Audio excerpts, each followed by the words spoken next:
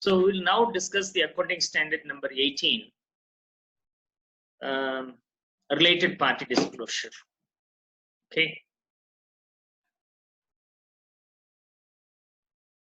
This is one of the easiest one. We will finish off as quick as possible.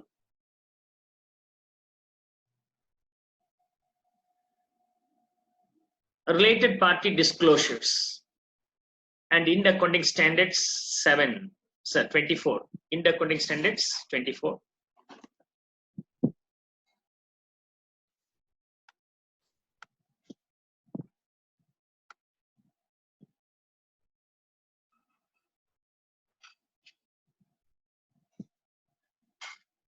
Related party disclosures Ind accounting standard number 24.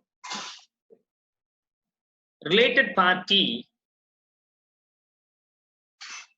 எதுக்காக இந்த AS number 18 அப்படின்னு சொன்னாக்க, you might have manipulated the transactions involving with the related parties by reducing your profit or increasing the profit of your related party.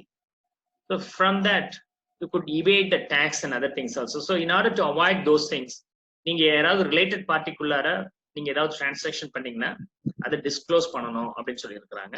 முத யாரெல்லாம் related party, who are all called as related party, we have to discuss that first. Related party அப்படிங்கிறவங்க associates, subsidiaries, holding company, joint venture, key management personnel and their relatives. Okay, not directors. Direct and indirect control உள்ள வச்சிருக்கிறவங்க, common control வச்சிருக்கிறவங்க, இவங்க தான் related party அப்படின்னு define பண்ணியிருக்காங்க. So who are the related parties? Associates, subsidiaries, holding company, joint venture, key management person and their relatives, direct and indirect control, common control. முத associates னா யார் அப்படின்னு சொன்னாக்க, A company holds shares in B company to the extent of 20% to 50% இருந்தால் அவங்க பேர் associates. 50% மேல hold பண்ணியிருந்தால் அது வந்து subsidiary company. A company holds more than 50% shares in B company ன்னு சொன்னால் A company holding company சொல்லுவோம், B company subsidiaries ன்னு சொல்லுவோம். If A company holds 30% in B company ன்னு சொன்னால் B company is named as associates to A. A க்கும் B க்கும் association இருக்குன்னு. I hope so could understand this one. So யாரெல்லாம் related party ன்னு சொன்னால் associates, subsidiaries, holding company, joint ventures, KMP, key management personnel and their relatives, direct and indirect control இருக்கிறவங்க and common control. Okay, அது என்ன sir related party transactions?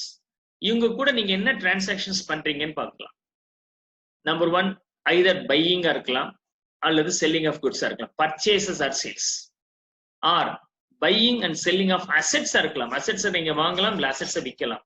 either you can purchase asset or sell the asset. ரெண்டுல எது வேணாலும் நடக்கும். purchasing the assets and selling the assets. Right.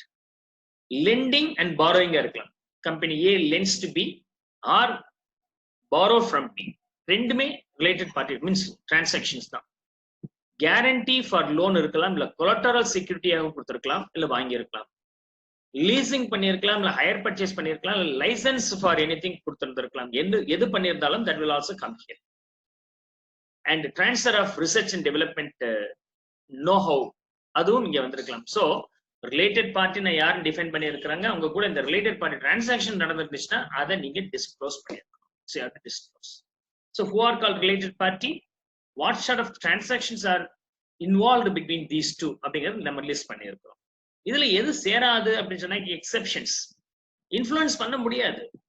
Okay, influence பண்ணாலும் அது related particular வராது. அந்த சிச்சுவேஷன்ஸ் என்ன இருக்குன்னா, common director not able to influence mutual dealings.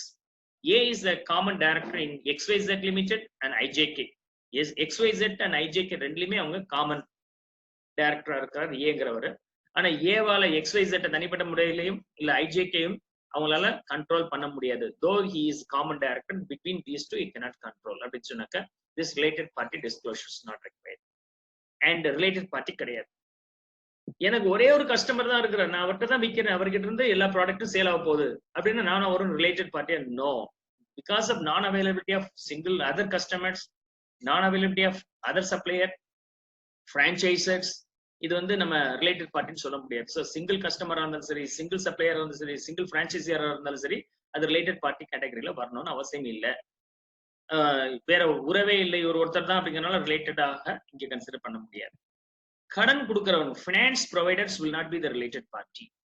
Trade union has the bargaining power with the management to resort the issues of the employees. Also, they can command, control, though they can control, not consider as a related party. Government departments and agencies can control, manipulate, regulate, as well as cross verify. இதெல்லாம் பண்ண முடியும் ஒரு கம்பெனில வந்து அப்படின்னு சொன்னாக்க அவங்க related பார்ட்டியான government departments, government agencies not considered as related party. State controlled enterprises is not related party among them. So or state controlled enterprises, A is also state controlled enterprise and B is also state controlled enterprises. அப்ப ரெண்டுமே related party ana இது கிடையாது. So these are the cases we consider being the exceptions, right? So related party na யாரு, அவங்களுக்குள்ளார இந்த related party transaction involve ஆயிருக்கான்னு பாருங்க. So இவங்கெல்லாம் related party, இவங்கெல்லாம் related, இவங்க இதெல்லாம் ரிலேட்டட் பார்ட்டி டிரான்சாக்ஷன் ரெண்டுமே இருந்துச்சுன்னா you have to disclose it. இதுல இது எக்ஸெப்ஷன்ஸ் கேஸ் வராதுன்னு நம்ம பார்த்தாச்சு. இப்படி இருந்தால் ரிலேட்டட் பார்ட்டி ரிலேஷன்ஷிப் என்ன மாதிரியான ரிலேஷன்ஷிப் மெயின்டைன் ஆயிருக்கு, transaction between reporting enterprise and related party என்ன மாதிரியான டிரான்சாக்ஷன், அதுக்கு வேல்யூ என்னங்கிறத நீங்க ரிப்போர்ட் பண்ணி ஆகணும், டிஸ்க்ளோஸ் பண்ணி ஆகணும் அப்படின்னு சொல்லிட்டு ஏஎஸ் நம்பர் 18 சொல்லி. இந்த கிளாசிபிகேஷன் ஆஃப் ரிலேட்டட் பார்ட்டி வந்து கண்ட்ரோல் இல்ல சிக்னிபிகன்ட் இன்ஃப்ளூயன்ஸ் எப்படி வேணாலும் இருக்கலாம். கண்ட்ரோல்னா எல்லாத்தையும் இவங்க நினைச்சா செய்ய முடியும் அந்த இன்னொரு கம்பெனிக்குன்னு சொன்னால் கண்ட்ரோல். என்னால செய்ய முடியாது, பட் என்னால இன்ஃப்ளூயன்ஸ் பண்ண முடியும் for the decision and policy making of the கம்பெனியாக இருந்தால் அது பேர் சிக்னிபிகன்ட் இன்ஃப்ளூயன்ஸ் பேர். So that's how the related party status can be கிளாசிஃபையபிள்.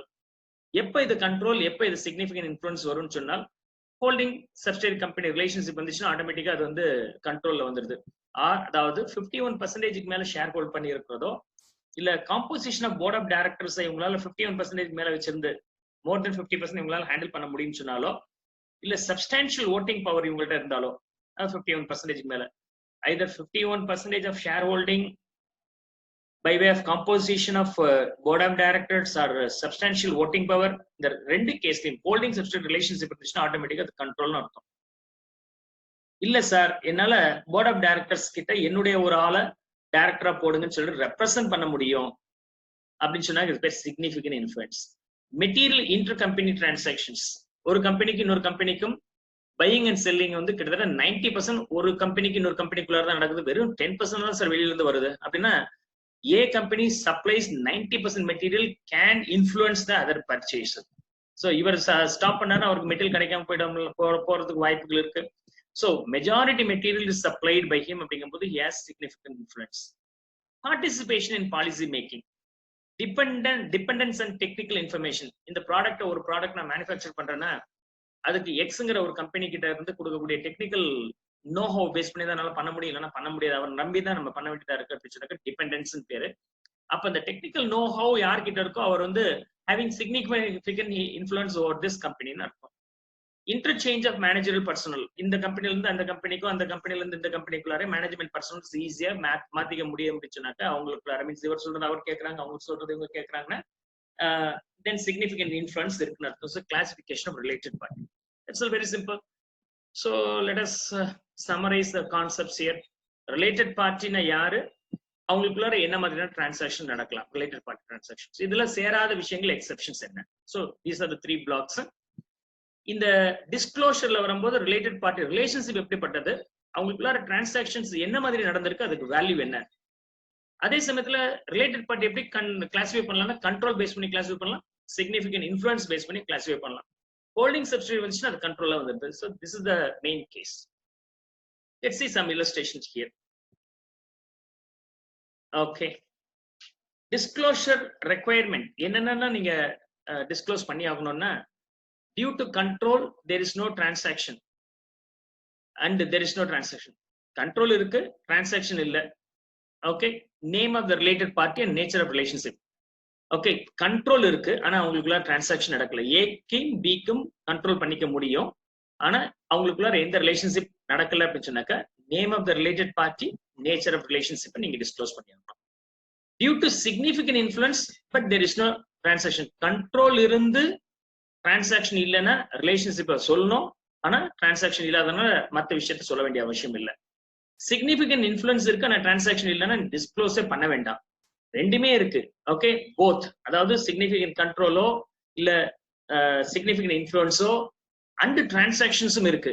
கண்ட்ரோலும் இருக்கு, டிரான்சாக்ஷன்ஸ் இருக்கு. நம்பர் 1 and 2 ரெண்டும் சேர்ந்ததும் இல்லாம டிரான்சாக்ஷன் வந்துருச்சு அப்படின்னு சொன்னாக்க name of the related party, nature of the relationship, nature of transactions, volume of transactions and any other essential element you need to prescribe அப்படின்னு இருந்தால் அதெல்லாம் நீங்க டிஸ்க்ளோஸ் பண்ண வேண்டியது இதுல அவசியம்.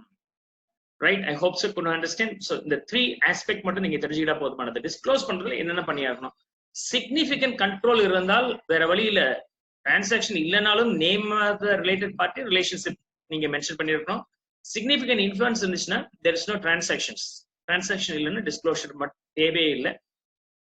கண்ட்ரோலும் இருக்கு, சிக்னிஃபிகன்ட் இன்ஃப்ளூயன்ஸும் இருக்கு, ஆர் டிரான்சாக்ஷன்ஸ் நடந்திருக்குன்னு சொன்னா ரிலேட்டட் பார்ட்டி யாரு, பேர் என்ன, ரிலேஷன்ஷிப் எப்படி இருக்கு, டிரான்சாக்ஷன் வேல்யூ என்ன, நேச்சர் ஆஃப் டிரான்சாக்ஷன் எல்லாத்தையும் நீங்க டிஸ்க்ளோஸ் பண்ணிடணும். Let's see question number 1. Narmada Limited sold goods for ₹90 lakhs to Ganga Limited. During financial year ended 31st March 2006, the managing director of Narmada Limited owns 100% of Ganga Limited. So 100% இவர் hold பண்ணியிருக்கிறார். The sales were made to Ganga Limited at normal selling prices followed by Narmada Limited. So 100% holding, கன்ஃபார்மா control இருக்கு, transactions நடந்திருக்கு. The chief accountant of Narmada Limited contends that these sales need not require a different treatment from the other sales made by the company and hence no disclosures necessary as per the accounting standard. என்ன காரணம்? Normal வேல்யூல தானே transaction நடந்திருக்கு. there is no any manipulation. நீங்க manipulation நடந்திருந்தா தான் ஏமாத்திருவாங்கங்கிறதுக்காக தான் நீங்க related party disclosure ஸ்டாண்டர்டே இருக்கு அப்படின்றீங்க. நார்மல் ரேட்ல தானே நடந்திருக்கு, அப்ப டிஸ்க்ளோஷர் தேவையில்லை அப்படின்னு சொல்லி சீஃப் அக்கௌண்டன்ட் சொல்லியிருக்கிறார். இஸ் இட் கரெக்ட் அப்படி சொன்னாக்க no it is not correct. Key management person is related party. இங்க யாரு அந்த key management person? Managing director is holding the ஷேர்ஸ்ங்கும் போது key management person is the related party. Disclosure is required despite the price fixed at arms length price. கீழே ஃபுட்டர்ல இங்க கொடுத்துருக்கிறேன். என்ன டைப் ஆஃப் ரிலேஷன்ஷிப்னா key management personnel relationship. Disclosure required na, of course required, even the transaction is at arm's length price. Arm's length price na normal price. The market la enna rate vikka mudiyumo adhe rate ku dhaan vithirukorom sir, na onnu manipulate pannala appadinaalum paravailla, you have to disclose it.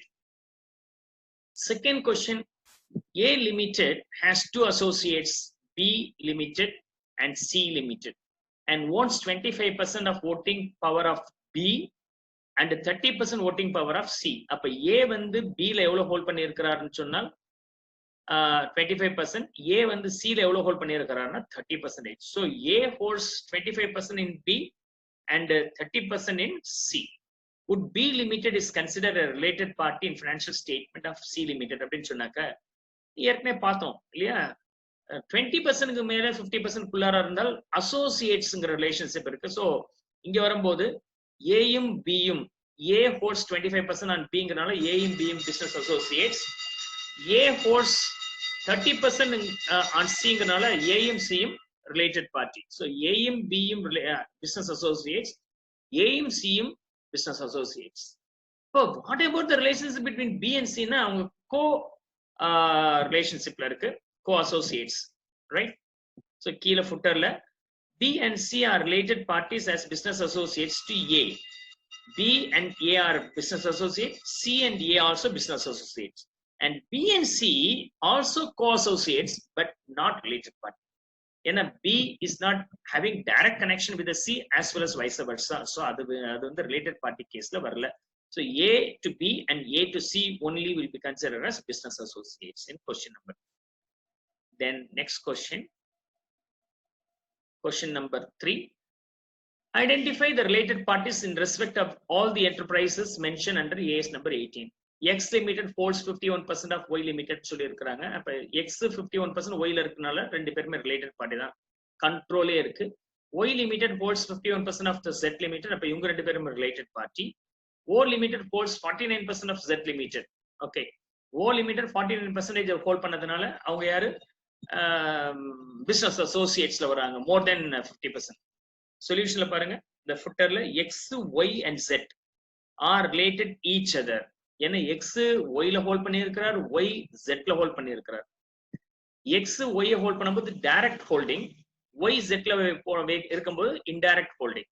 So X holds Y and holds Z through Y. அதனால X-உம் Y-யும் related party, X-உம் Z-உம் related party. அதே மாதிரி தான் Y X-ஓட related party and Y Z-ஓட related party. Okay, X holding company for Y as well as Z.